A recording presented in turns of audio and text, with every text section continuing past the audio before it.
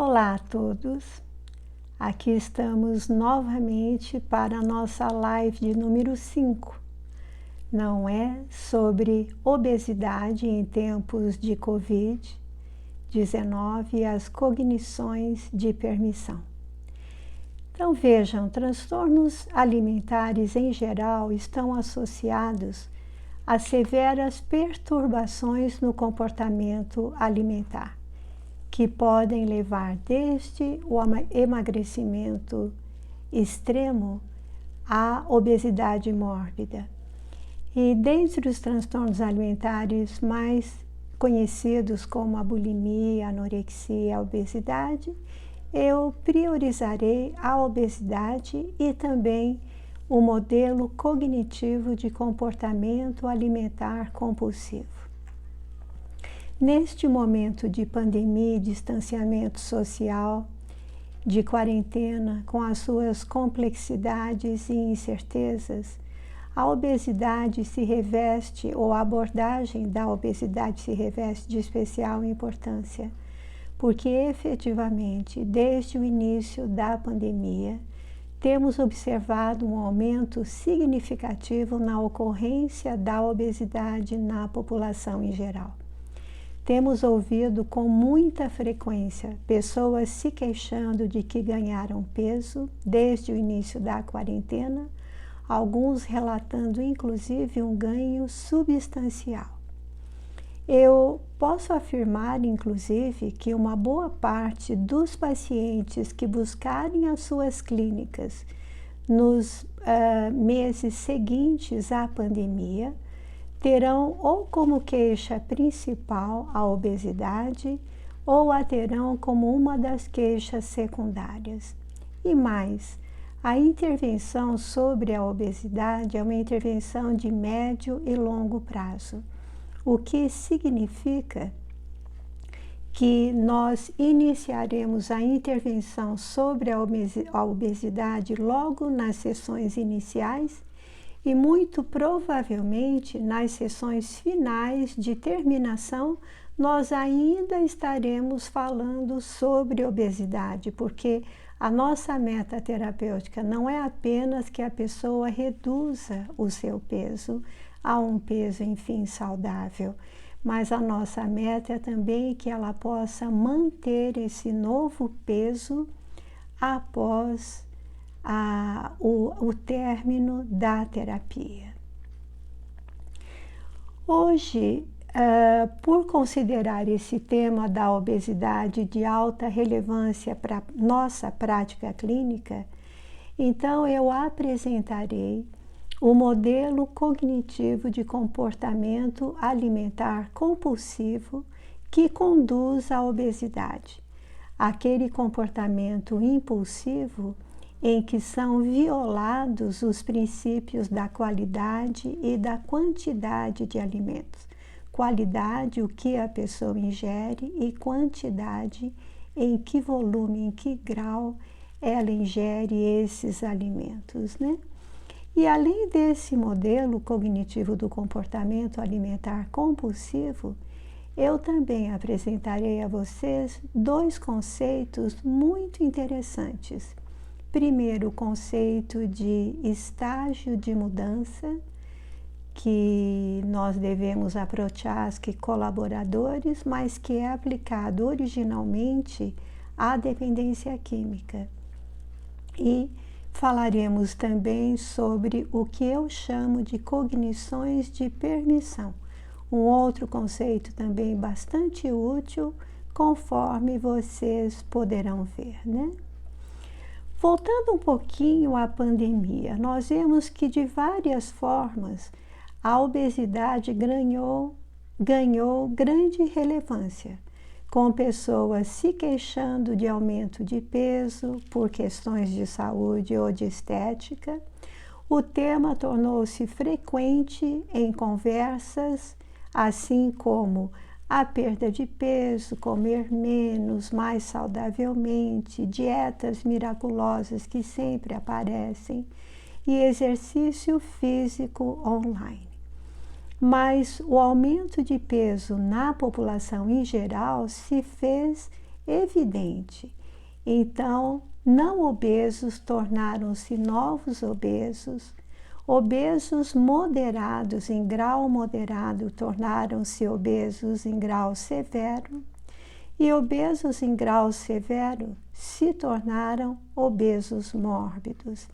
Então, em todos esses casos, há um alto custo emocional associado a quê? A autodepreciação, a autocrítica, a autodesmoralização e os seus efeitos negativos, então, sobre o comportamento alimentar e sobre a saúde. Então, esse quadro ocorreu em associação a vários fatores. Vamos, então, apresentar alguns deles. Primeiro, as incertezas e as perdas decorrentes da pandemia.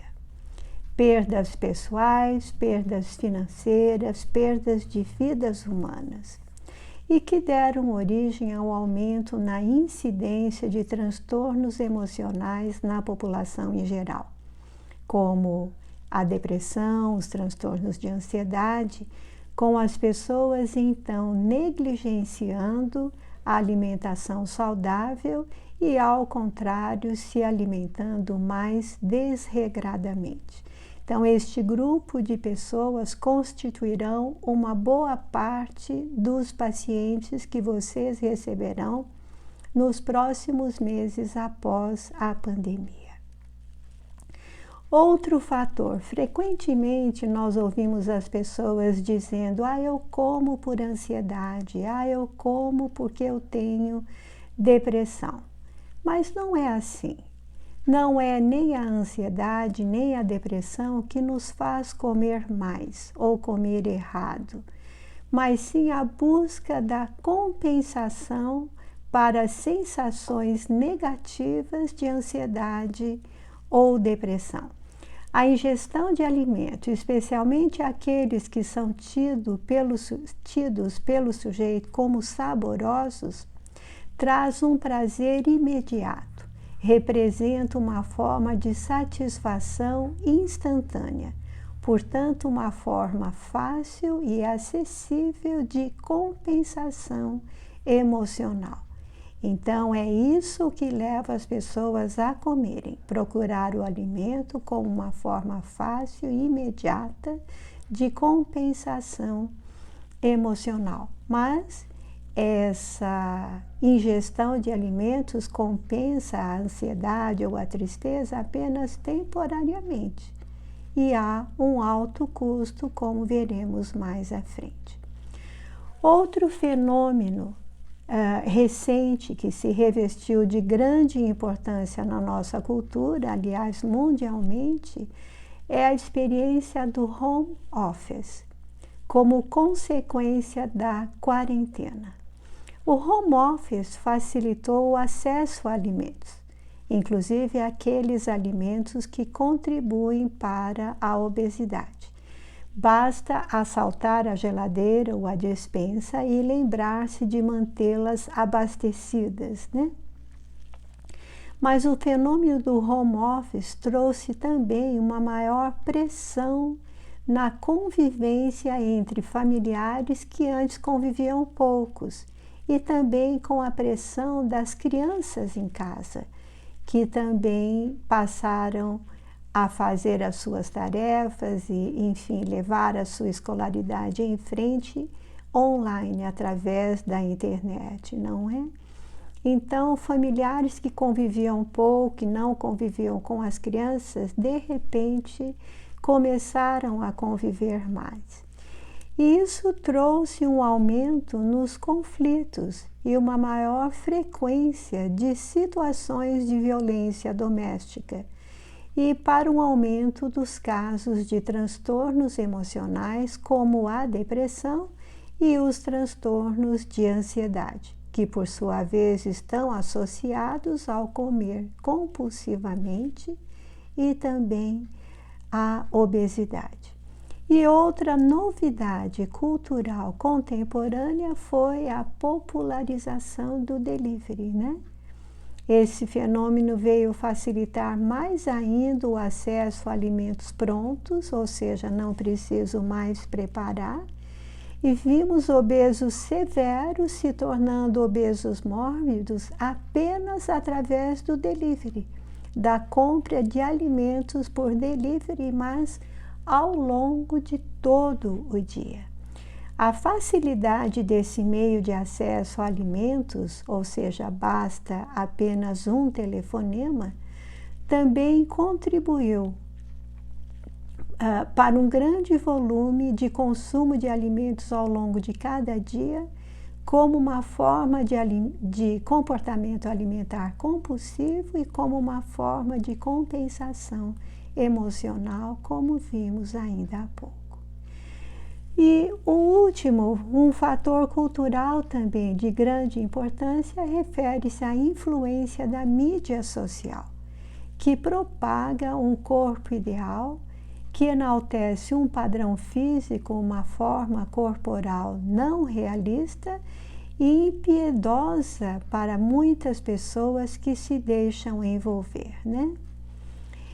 Então, primeiramente, já focalizando a obesidade e o comportamento alimentar compulsivo, nós observamos que distorções cognitivas constituem a psicopatologia central nos transtornos alimentares, inclusive no caso da obesidade, o que então favorece a utilização do modelo cognitivo do comportamento alimentar compulsivo, em outras palavras, onde há distorções cognitivas, cabe a TCC. Então, o modelo cognitivo de comportamento alimentar compulsivo já é conhecido por alguns de vocês como modelo de dependência química. E muito interessantemente, esse modelo de dependência química se aplica, se ajusta muito bem ao modelo de comportamento alimentar compulsivo que vocês, então, como vocês poderão ver a seguir. Então, quanto ao modelo cognitivo de comportamento alimentar compulsivo, tudo começa com o estímulo inicial, que pode ser interno, como a fome, a vontade de comer, uma queda de humor, ou pode ser externo, um conflito, uma experiência interpessoal adversa, uma crítica, uma perda, ou perceber no ambiente algum estímulo discriminativo para alimentos ou alimentar-se, como, por exemplo, ver a geladeira ao chegar, alguma outra pessoa comendo ou sentir o aroma de algum alimento. Então, esses estímulos iniciais, internos ou externos, ativam crenças, as crenças do indivíduo. Que crenças? Crenças sobre si, por exemplo, não devo privar-me de nenhum prazer em minha vida. Ou crenças sobre alimentos e alimentar-se, como, por exemplo, um alimento saboroso alivia o cansaço de um dia de trabalho intenso. Então, uma vez que essas crenças sejam ativadas, elas conduzem a pensamentos automáticos, como, por exemplo, seria muito bom comer aquela sobremesa. Outros já experimentaram e eu ainda não. Vou mesmo me privar? Então, esses e outros pensamentos automáticos negativos pré-conscientes ativam o desejo intenso de comer, por exemplo, aquela sobremesa. Neste momento, o sujeito então pode passar diretamente ao que chamamos de estratégias instrumentais para a obtenção do alimento, ou seja, abrir a geladeira e servir-se daquela sobremesa, né? E essas estratégias instrumentais, então, levam ao comportamento imediato de comer insaciavelmente em alguns casos. Nesse caso, após comer um pedaço da sobremesa ou a sobremesa toda, o que configuraria então um comportamento de binge ou de orgia alimentar, o sujeito poderá se sentir, por exemplo, frustrado consigo, o que poderá levá-lo, por exemplo, a uma queda de humor. E essa queda de humor, então, atuaria como um novo estímulo inicial, fechando o círculo vicioso do comer compulsivo. Agora, vamos voltar ao desejo intenso e podemos, então, hipotetizar uma sequência diferente. Qual seja, diante do desejo intenso, o indivíduo entra em um estado de ambivalência ou em um dilema entre comer ou não comer. Ele resolverá esse dilema através do que eu chamo de cognições de permissão. Então, através das cognições de permissão, o sujeito poderá se conceder a permissão para comer, continuando então com as estratégias instrumentais para a obtenção do alimento desejado e com o comportamento de comer, fechando o círculo vicioso. Mas há ainda a possibilidade dele priorizar as cognições de permissão para não comer. E desta forma, então, interromper o círculo vicioso, saindo fora desse círculo vicioso e reforçando o desafio da crença: não posso privar-me do prazer. Desta forma, ele então neutraliza o desejo incontrolável, mas ao contrário passa a controlar o desejo de comer aquele alimento. Ele pode, inclusive, sair energizado dessa experiência de ter se permitido não comer. E essa energia o ajudará na sua motivação e esforços subsequentes. Mas falta ainda uma consideração. Porque em um dos exemplos o sujeito não entrou em ambivalência ao sentir o desejo intenso de comer, e o outro sim entrou no estado de ambivalência. Neste aspecto, então, aplicam-se os estágios de mudança de Prochaska e colaboradores. Quais são os estágios de mudança? Vejam, primeiro, esse conceito foi criado aplicando-se aos casos de dependência química, mas se ajusta perfeitamente ao nosso caso também do comer compulsivo. Então, quais são os estágios de mudança em que um sujeito poderá estar? E esse estágio de mudança que determinará se ele entrará ou não em ambivalência e como ele resolverá essa ambivalência, esse dilema, através das cognições de permissão. Então, vamos ver. O primeiro estágio é um estágio que chamamos de pré-contemplação. Não preciso mudar. Não há nada de errado com o meu comportamento alimentar, com o meu padrão de alimentação. Ou ele pode, então, estar ou passar, e nós, obviamente, faríamos todos os esforços para levá-lo a passar a um segundo estágio, que é o estágio de contemplação, em que ele pensa basicamente o seguinte: posso talvez beneficiar-me de alguma mudança. E o terceiro estágio seria o estágio já de preparação, em que ele reconhece que há algo errado, que há algo que poderia mudar e pensa basicamente: chegou a hora de fazer algo diferente, tenho que mudar.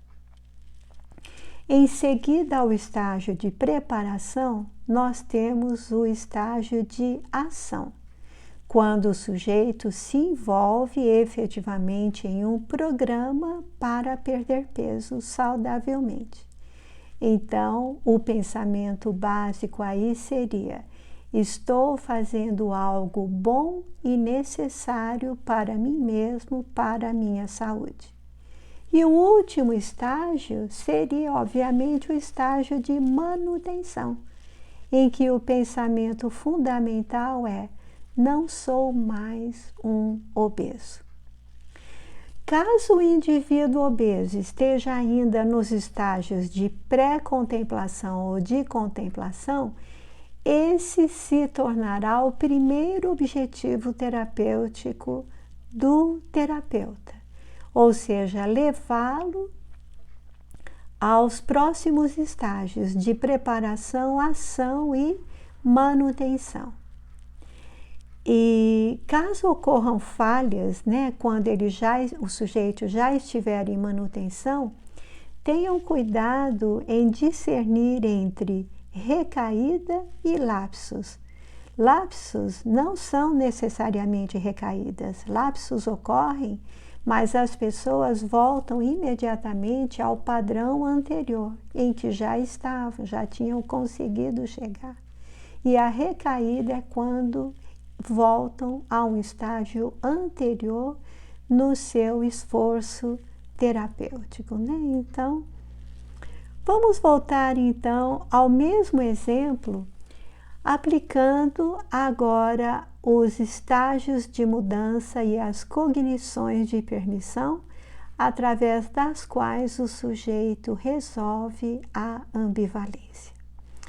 Então, através da ativação das crenças e dos pensamentos automáticos, sabemos que o indivíduo chega ao estado de desejo intenso de comer um determinado alimento, muitas vezes extracalórico e possivelmente numa quantidade exagerada. Então, diante do desejo intenso, ele entrará ou não num estado de ambivalência. E isso será determinado por qual estágio de mudança ele estiver. Se ele estiver num estágio de preparação para a ação, ou pelo menos num estágio de contemplação, nós já podemos supor que ele passará. Se ele estiver em um estágio ainda de pré-contemplação, ele passaria direto para as estratégias instrumentais para obtenção do alimento, como nós vimos anteriormente. Neste ponto, uma curiosidade, Arthur Freeman, inclusive, fala de um estágio anterior à pré-contemplação, de anticontemplação, ou seja, um estágio em que o sujeito está resistente e em estado de negação total do seu problema, não é?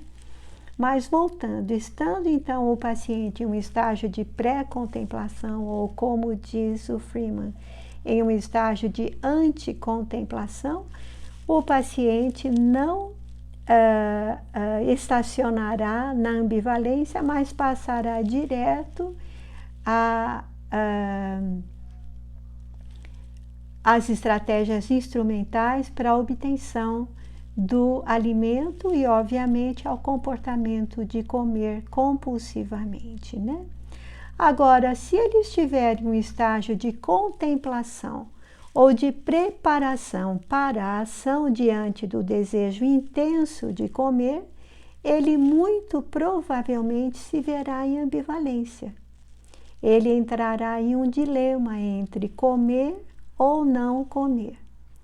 Mas se ele estiver já em um estágio de ação ou de manutenção, diante do desejo intenso, ele entrará em ambivalência, mas ele resolverá a sua ambivalência através das cognições de permissão para não comer, e dessa forma ele sai do círculo vicioso do comer compulsivo, ou as cognições de permissão podem ser para comer e ele então continuará no círculo vicioso do comportamento alimentar compulsivo.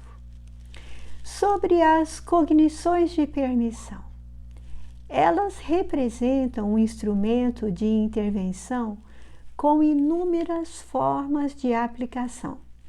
Eu, pessoalmente, uso esse conceito de cognições de permissão com tanta frequência que a grande maioria dos meus pacientes dominam o conceito e o usam das formas mais variadas, como, por exemplo, adolescentes usam cognições de permissão para estudar e não ir adiando as tarefas, escolares. Adultos usam as cognições de permissão para regular o horário de levantar-se e poder apresentar-se pontualmente ao trabalho.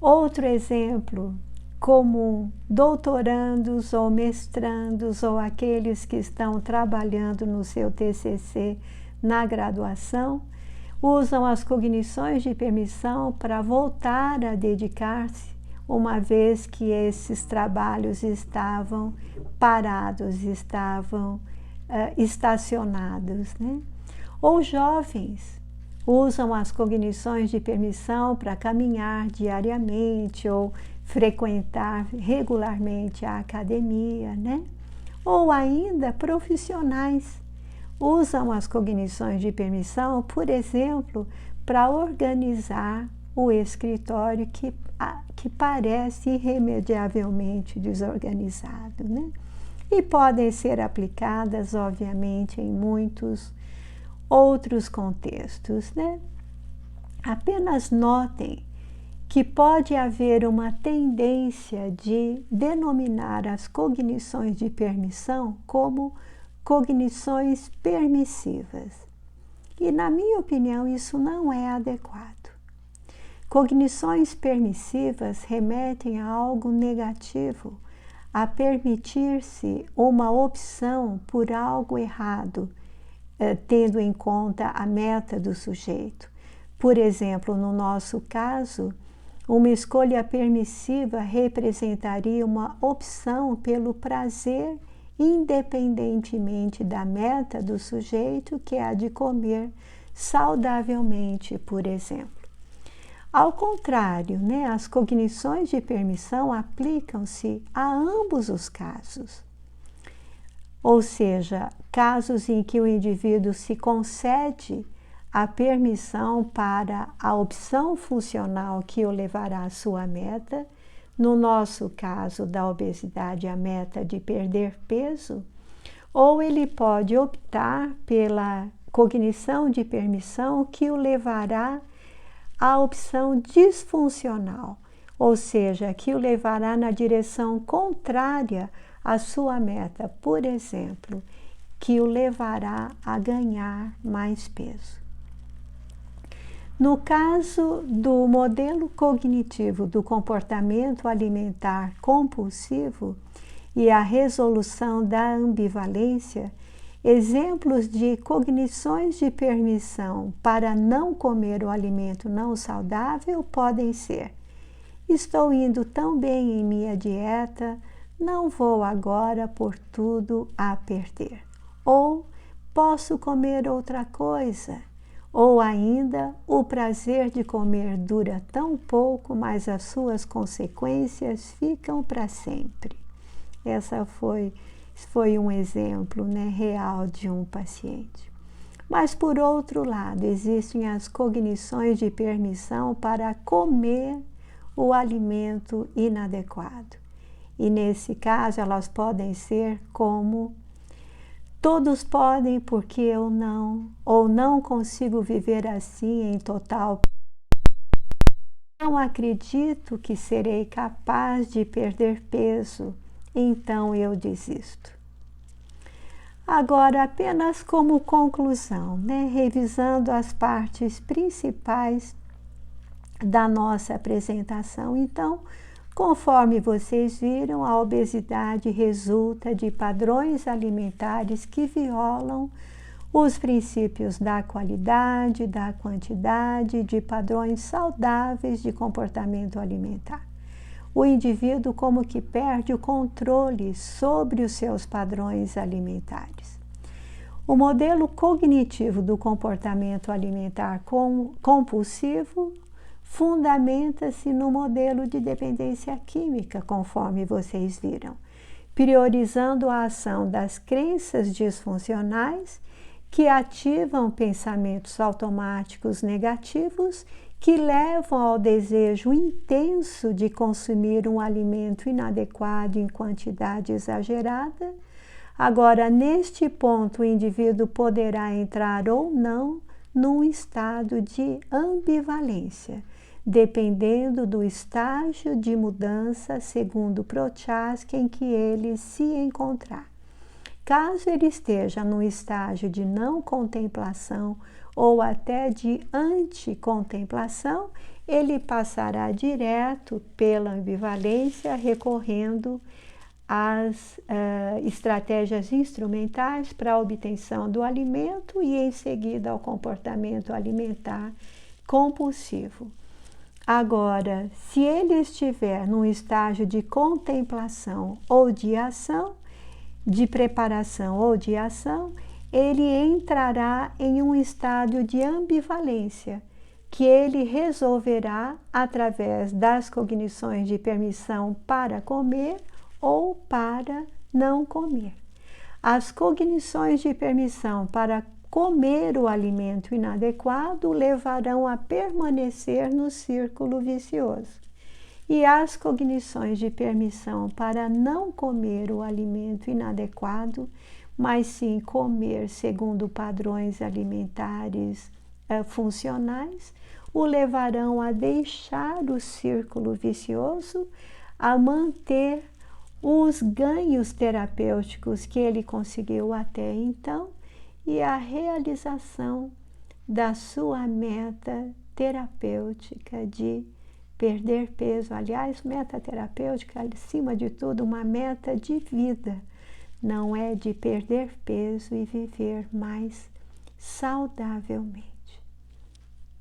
Então, neste ponto, com uma pontualidade britânica aqui, com 35 minutos, eu então termino essa apresentação e abro o espaço para perguntas ou comentários que tenham, por favor. A gente teve uma pergunta, então, sobre, primeiro agradecendo, a aula. Obrigada. E o conceito pode ser aplicado à procrastinação que afeta a produtividade? Ou a procrastinação seria resultado de um excesso de perfeccionismo? Sem dúvida, as cognições de permissão se aplicam também à procrastinação. Não é como no caso, num dos exemplos que eu citei, daqueles que têm que dedicar-se à sua tese de mestrado, ao seu TCC de graduação, não é verdade? E vão procrastinando através das cognições de permissão para procrastinar. Hoje já estou cansado, vou fazer amanhã, esse amanhã que nunca chega. No dia de amanhã, não, eu já trabalhei muito hoje, eu não serei produtivo, então eu inicio no final de semana em que eu tenho mais tempo. E assim vão procrastinando. Agora, uma das razões para a procrastinação, sem dúvida, se refere ao perfeccionismo. Não é aquele sujeito que duvida de si mesmo, duvida de que possa realizar uma tarefa com um grau de perfeição absoluta. E ele está correto, nem ele, nenhum de nós conseguirá jamais um grau de perfeição. Não é verdade? Mas buscando esse grau de perfeição e não atingindo, ele então se desmotiva para a tarefa, para a ação, e isso vem agravar a sua procrastinação, que nesse caso seria uma estratégia compensatória de fuga. Espero ter respondido. Mais uma pessoa perguntou se isso se estende para outros transtornos. Bem, o modelo cognitivo de dependência química, ele já vem adaptado, né? Então, eu o adapto ao modelo cognitivo, como um modelo cognitivo de comportamento alimentar compulsivo, não é? Agora, a que outros transtornos pode se aplicar? Eu não saberia como responder de pronto, mas eu posso pensar mais. Eu venho utilizando esse modelo, né, para a dependência química e o comer compulsivo. Agora, estou aqui vasculhando a minha mente, né, de que outras formas? Bem, eu pediria que você entre em contato comigo, vamos conversar sobre isso. Não me dou por vencida, deve aplicar-se a outros transtornos emocionais. Desculpe a falta de uma resposta mais precisa. Bom, a última pergunta então, do Vamos Adam. lá. No TCAP, o binge sempre antecede um humor negativo ou a binge com humor eutímico? Olhe, na realidade, nós não relacionamos ou associamos o binge a um humor que o precede, a um estado de humor que o precede. Não é verdade? Nós o associamos muito mais ao estímulo discriminativo para comer, não é? A vontade de comer ou aquela fome que na realidade não é fome, não é? E a privação, não é? Um dos pontos muito importantes na bulimia é o fato de que após um episódio de binge, né, em que ele entra em orgia alimentar e come tudo o que ele tem disponível, né, até sentir-se desconfortavelmente cheio, não é? Então, esse momento de binge tem como uma das consequências, né, então o arrependimento, a culpa, que levam o sujeito a uma dieta ainda mais restritiva, não é? E esse aspecto restritivo da dieta pode então intensificar a sua tendência a novos episódios de binge. Eu espero também ter respondido. Bom, a Adri, que fez a pergunta anterior, então agradeceu sua resposta. Muito obrigada. E sugeriu então falar num outro momento sobre a anorexia com adolescentes. Ok, ótimo tema, ótimo tema. Agradeço muito e vamos sim aproveitar essa sugestão. A única coisa é que vocês notem que todas as nossas lives estiveram relacionadas à pandemia, à quarentena, ao distanciamento social. E nós ainda não superamos, infelizmente, esse problema, desculpem. Não chegamos ainda a um estágio em que podemos dizer acabou a pandemia, não é? Então, mas tomamos nota sim e ficará para uma próxima oportunidade. Muito obrigada pela sugestão. Então tá bem, eu fui encarregada de alguns avisos, não é? Primeiro, o nosso novo curso de formação em terapia cognitivo-comportamental a iniciar-se em setembro, mês que vem, que será o primeiro curso totalmente online para aquelas pessoas que ainda não podem sair livremente, né, às ruas para um curso presencial, e para aquelas pessoas também que residem em regiões distantes, né, desse nosso imenso país, não é? Então, vocês terão a data no nosso site, né, em toda a mídia social, enfim, esse curso está sendo divulgado, né? Mais um aviso, este texto que eu acabei de apresentar a vocês, né, essa apresentação eu a transformei num texto, e esse texto estará disponível no site amanhã, para aqueles que se interessarem, né? E mais uma coisa, aqueles que se interessarem pelo modelo cognitivo de dependência química, há um curso de dependência química na nossa plataforma. Se tiverem alguma dúvida, perguntem a Carla, né? E ela poderá ajudá-los. E eu acho que é só, não é? Então, eu adorei estar aqui com vocês hoje. É um assunto que eu gosto muito, é muito relevante porque é muito frequente na nossa prática.